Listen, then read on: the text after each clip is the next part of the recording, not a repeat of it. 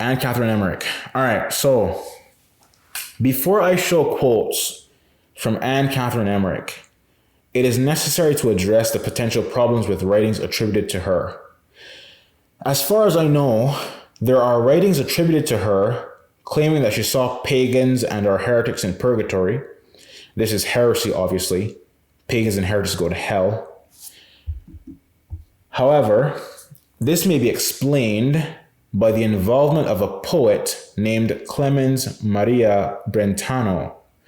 According to her Wikipedia page, during her bedridden years, a number of well-known figures were inspired to visit her.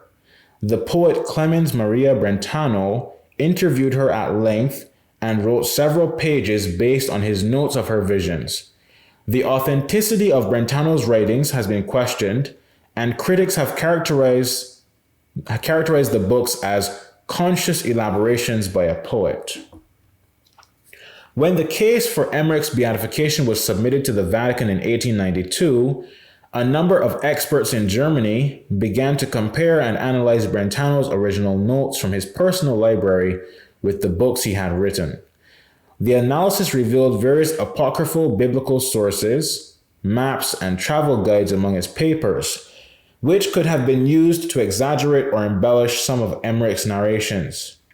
In his 1923 theological thesis, German priest Winfried Humpfner, who had compared Brentano's original notes to the published books, wrote that Brentano had fabricated much of the material he had attributed to Emmerich. By 1928, the experts had come to the conclusion that only a small portion of Brentano's books could be safely attributed to Emmerich. Now, I don't know whether the visions claiming to see pagans and or heretics in purgatory were written by Brentano, because as far as I understand, he wrote notes about, or claimed to write notes about stuff she saw and that kind of stuff. I don't know whether those visions were written by him, but if they were, that would explain a lot, okay? Perhaps Brentano was a heretic or indifferentist and put that poison into the writings he attributed to Anne Catherine Emmerich. So it's kind of interesting that there's this controversy regarding prophecies attributed to her, and there is also a controversy regarding her, visions attributed to her and writings attributed to her being tampered with. So that to me seems to be, an indicator that perhaps those were false visions and stuff put in there by a heretic, this Brentano guy. If he was a heretic, I don't know much about this individual.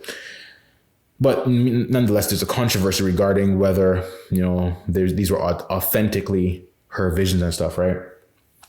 Nonetheless, many of the prophecies attributed to Anne Catherine Emmerich pretty much certainly describe our current situation in vivid detail.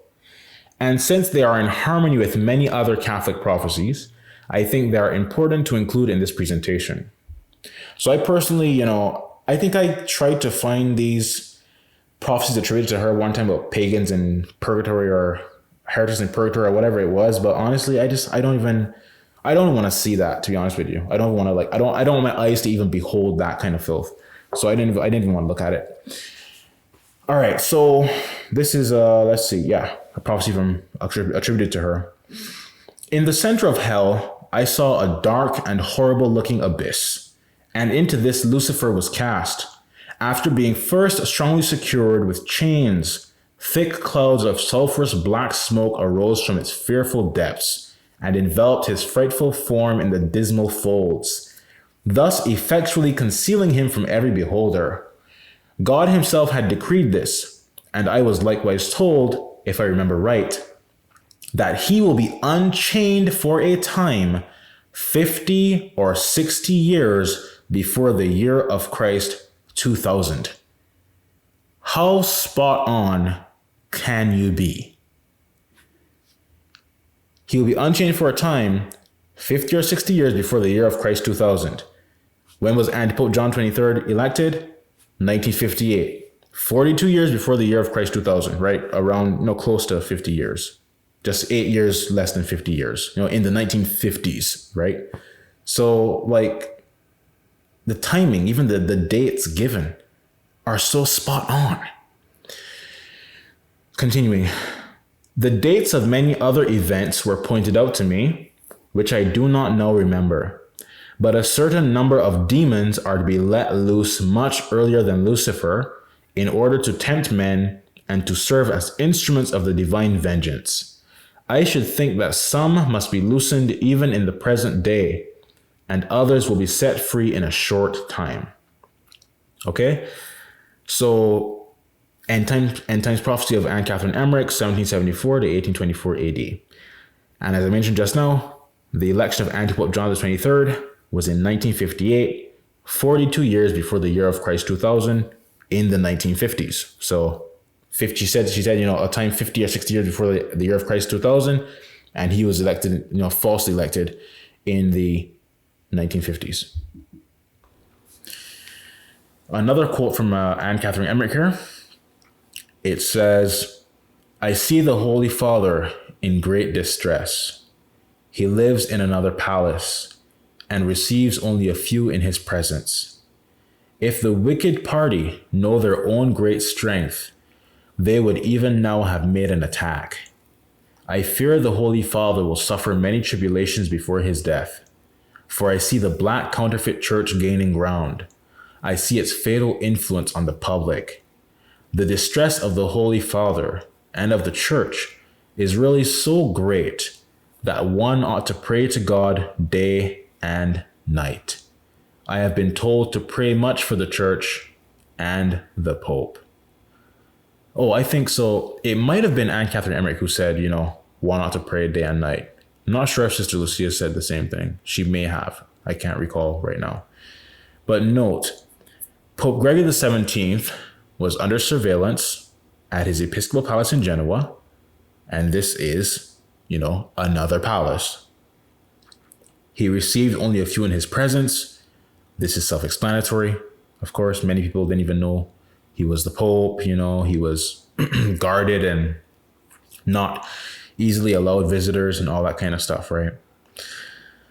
The black counterfeit church is obviously the Novus Ordo Vatican II cult of Satan. That is what the black counterfeit church is.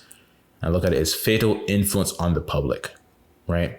Just godlessness everywhere, filth everywhere. Last night I was taken to Rome, where the Holy Father, plunged in affliction, is still concealed in order to elude dangerous exigencies. He is very feeble, quite worn out by distress, anxiety, and prayer. His chief reason for lying concealed is because he can now trust so few.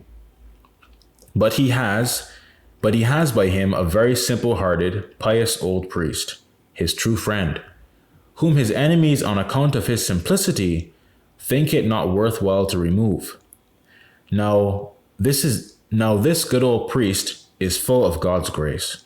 He sees, he remarks many things which he faithfully communicates to the Holy Father. More than once, I have had to point out to him in prayer traitors and evil-minded men among the Pope's high confidential officers, that he might give him notice of them. Note, the Pope was concealed, hidden, and surrounded by Freemasons and traitors. No one to turn to for a true remedy.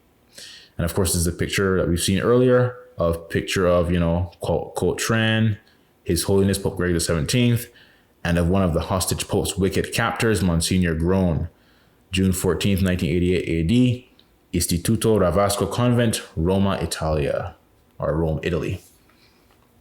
Continuing another Anne Catherine Emmerich quote here. I saw the fatal consequences of this counterfeit church. I saw it increase. I saw heretics of all kinds flocking to the city. Look at that filth there in that picture, right? I saw the ever-increasing tepidity of the clergy, the circle of darkness ever widening, and now the vision became more extended. I saw in all places Catholics oppressed, annoyed, restricted, and deprived of liberty. Churches were closed, and great misery prevailed everywhere, with war and bloodshed. I saw rude, ignorant people offering violent resistance. Again, I saw in vision St. Peter's undermined according to a plan devised by the secret sect, Freemasons, whilst at the same time it was damaged by storms. Note, the Novus Ordo is built on the principle of religious adultery with heretics, and heretics are often welcomed in Rome for religious false worship. Okay? So all the heretics flocking to Rome, look at this garbage on the picture right here. That doesn't even need to be talked about anymore, right? Like we've gone over that in detail in the previous sections. And God willing, I'll show the ending of this prophecy in the how this will be resolved section. Another quote from Anne Catherine Emmerich. I wish the time were here when the Pope dressed in red will reign. I see the apostles, not those of the past, but the apostles of the last times. And it seems to me the Pope is among them. Note, Pope Gregory XVII, being unable to publicly exercise his office as Pope, continued to wear the red garb of a cardinal. This is why he was the Pope dressed in red.